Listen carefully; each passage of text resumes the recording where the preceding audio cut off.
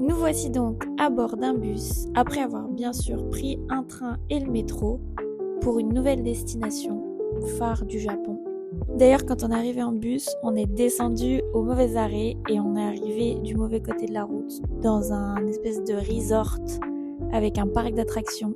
Et je peux vous dire que pour retourner jusqu'au Airbnb, on a bien galéré. Mais vous allez voir que malgré ça, on était super contents avec l'indice qui s'affiche dans 2 secondes, parce que c'est quand même un endroit mythique du Japon.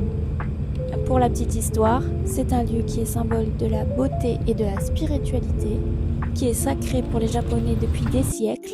Et voici donc le mont Fuji, ou Fujisan, culminant à Je sais pas, j'ai jamais essayé. 3776 mètres, et toujours aujourd'hui considéré comme un des plus beaux sites de randonnée, classé au patrimoine de l'UNESCO depuis 2013. On a eu beaucoup de chance parce qu'on a pu le voir avec et sans nuages, et en plus d'être vraiment un endroit sublime où la vie est extrêmement tranquille, c'est aussi un endroit qui a inspiré énormément d'artistes, de poètes, de peintres, et pour avoir vécu ce moment hors du temps, on comprend leur inspiration.